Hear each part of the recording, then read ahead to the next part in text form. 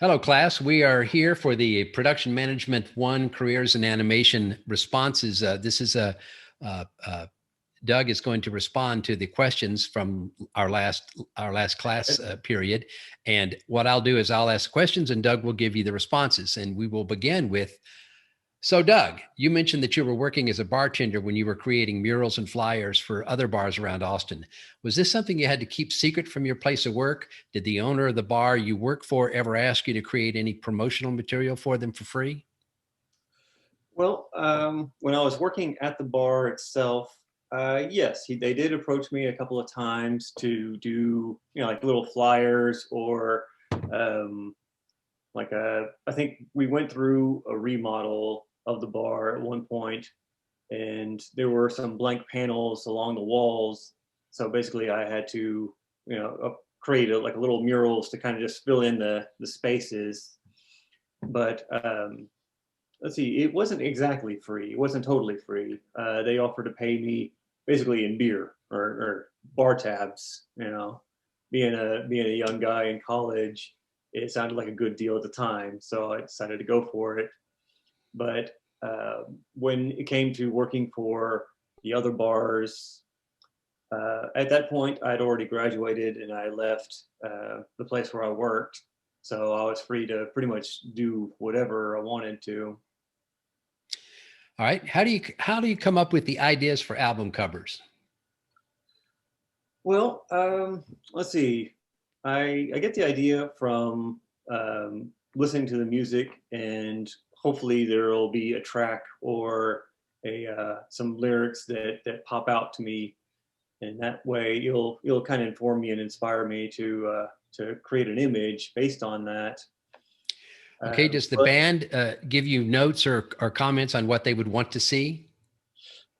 yes, yes, they usually do, especially these days because way back when I started Album Artist, um, the iTunes and stuff like that wasn't exactly formed yet. So leaking music was pretty rare. But nowadays, everybody is very guarded and paranoid about letting their music out. So they come to me with a fairly solid idea of what they envision for their album covers, and from there, I just it's just my job to basically piece it together. Yeah. And well, it said, do they let you listen to the album so you can come up with your own idea of how the album should look? Not anymore. Wow, Yeah, that's they're interesting. too afraid of getting it out there and ruining, like a year's worth of production work, you know. But sometimes what I'll do is, I'll try to basically just pick their brain and make them answer what it is they're trying to say with their album or their songs Okay. to kind of get an idea, and it'll help me steer in the direction that to go visually. And hopefully, sometimes they'll have an album cover. They'll have the title for their album, and that'll help a lot. So that way I can just kind of play off of those words and throw out some ideas that way. You know, Okay. Question number 3. How much information do you like to receive as far as what someone wants to see while still being able to maintain some creative freedom? well, let's see how much information I like to receive as much as possible. Really, it it's not that I'm uncreative. It's just it keeps me from spending too much time researching.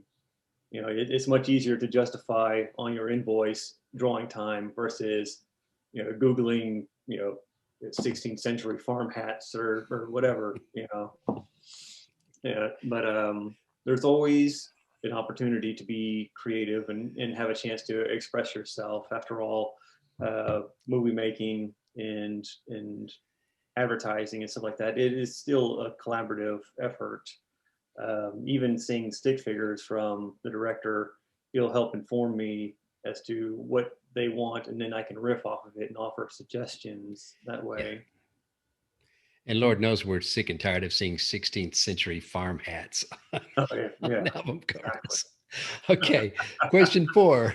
When starting your career, you mentioned that you wanted to be an illustrator for comics. Would you say comics are a great inspiration for your choice to become an illustrator? If so, what comic book or series inspired you? I love this question. Okay. Well, let's see. When I started, well, I always loved comics.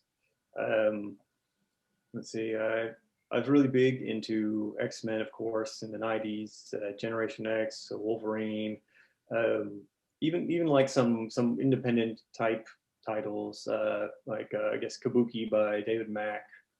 Um, I don't know. I've like, and then I just kind of dropped off the map as far as comic books. I don't know why.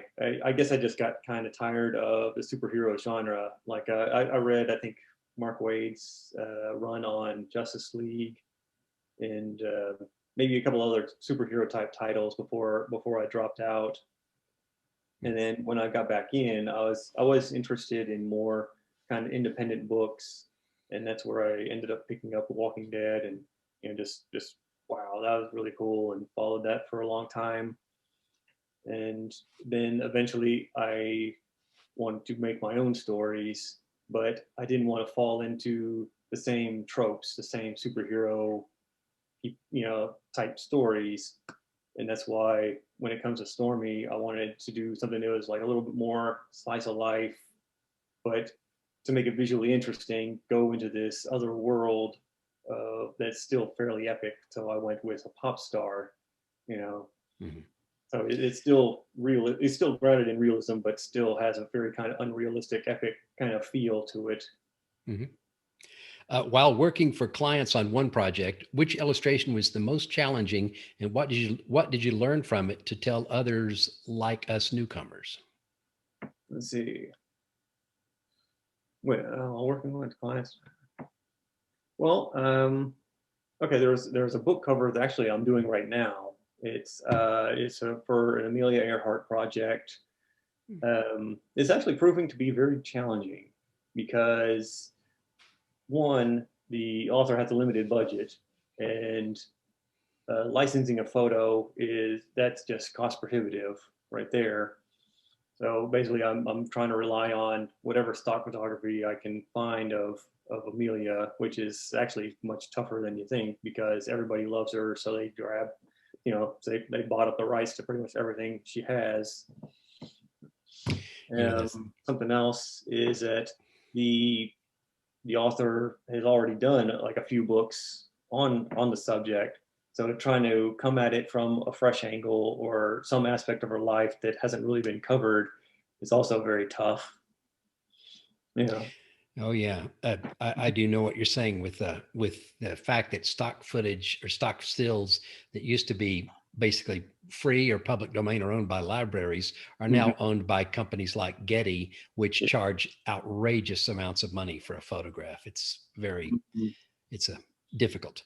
As an illustrator, you tend to fall back to paper and pencil sketches for the main process of creating storyboard. But do you know how to create a storyboard on digital? Is it easier for newcomers to continue to sketch on paper, or do you do it on digital? Well, yeah, I do prefer to start everything on pencil and paper and then move to digital. As far as, let's see, do I tend to fall back on paper? There it is. Well, I found the transition to digital. It was like a little bit trying just because the technology at the time. When I first got my tablet, when I got my first kind of computer tablet, it wasn't draw directly on screen. It was a peripheral. So basically, I was drawing kind of out of the corner of my eye while following this whatever was happening with the cursor on the screen, and that proved to be a bit of a challenge.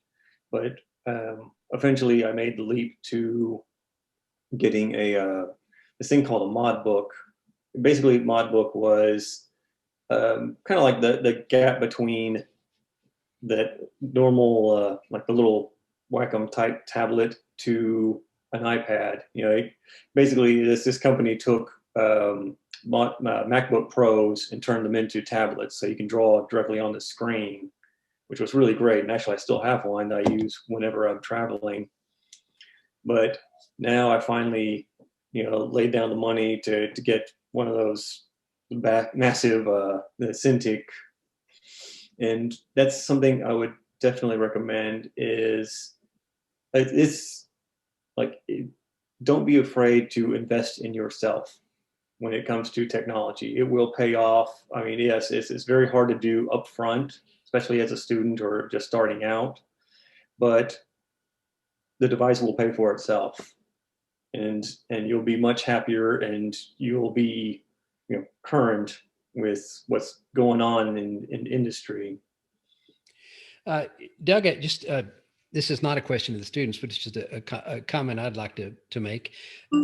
My experience in doing work, storyboarding on paper versus doing it digitally, I just found that it took me longer to make an image digitally, in a sense. And so I felt like I was much more invested in that rather than on paper. You can just sketch out something very quickly and move on to the next. So you have more freedom, in my opinion. You're not as invested in that piece of art. But if you've spent 3 hours making that, you're less likely to jump over to other things because you've already spent so much time on it. It just feels like working on paper gives you a little bit more, you can knock it out in Oh yeah. 14 seconds. And so if you're not, you don't feel like you've invested too much into it. So. Oh yeah, totally. Yes. I mean, that's why I always do my roughs in paper. I mean, even if I have like a week of lead time on a project or something like that, which is getting more and more rare, Yeah. I'll always go to paper first, just because, yeah, it's so much easier to just bang something out. Yeah. And you don't paint yourself into a corner, so to speak. Yeah. Now, question number 7, would you say that storyboarding is very competitive? Well, honestly, it's difficult to judge because I live such a solitary life, as do many other artists.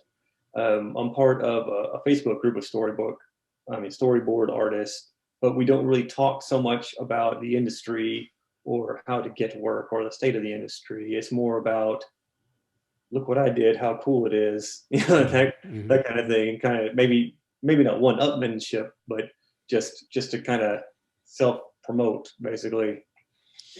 But yeah, I feel it's becoming more difficult to be a storyboard artist. Not so much because the market is flooded with other storyboard artists. It's that less filmmakers use our type of service. Yeah. But I think it's awfully good to be in contact with other people doing what you're doing. There's a symbiosis that happens. You kind of get a sense of how the industry is moving along and what the innovations are that are coming out. So there's I think there's a very positive thing about being in contact with others who are at your place in your career, Yes. How's your own comic book going or coming? My own comic book is going. It's going well. I mean, I finished issue number 3. I turned in a draft of the script for issue 4 to the editor, but I haven't heard anything back yet. He's a pretty busy guy. He's starting to become popular in his own right. I hope to get into production by January for issue 4. In the meantime, since there aren't any conventions happening, I'm doing the legwork, the grunt work of just marketing, which is God, I hate marketing. Trying to get the book into stores, and I'm also trying to put together pitch packets to submit to publishers. Is it a painful thing when you've seen your drawings in their full splendor to have them printed and see how they turn out, the amount of luminance or quality that you lose? Is it disheartening sometimes to see what it looks like on the printed page versus the way you've been looking at it all along and super res and all that? A little bit, yeah. Yeah, there's always like a slight dulling of the color, just because RGB to the printed page. But no, it's still pretty exciting though. When that book finally shows up and you actually hold it in your hand. Sure. And I'm curious, what software do you use to create your comic pages on? Well, I mainly Photoshop. Oh, really? I went through a bit of a process. Let's see, for the artwork, Photoshop; for lettering, I went with Illustrator. I found that InDesign, their typography controls and stuff like that, I don't know. It's I felt it kind of limiting, you know. So It's from there, cumbersome on Photoshop, don't you think? well, what the doing the I lettering? I find text is just somewhat cumbersome on Photoshop Yeah, compared to some other programs. and also the fact that text, you know, it gets rasterized in Photoshop, so it actually blurs just a tiny bit, you know. So that's why I moved over to Illustrator for my lettering, Mhm. and InDesign is where I put all the pages together. Uh, But for issue 3, I decided to try to cut out my Illustrator usage and just jump from Photoshop to InDesign. let's see. Yeah. The last question: how many times have you found yourself stuck on a certain panel? Oh, it I don't know. It's getting rarer now that I've been doing it for a few years, you know, but it does still happen occasionally. Basically, what I do is I'll just power through it, just rough it out, and send it to the client, and they'll usually have notes for me to clarify the image. You know, I mean, it's better to send out, you know, a couple of shots of something that isn't quite right than, well, you know, a whole lot of nothing. You know. Yeah, that sounds like the get something down school, which is I'm familiar with.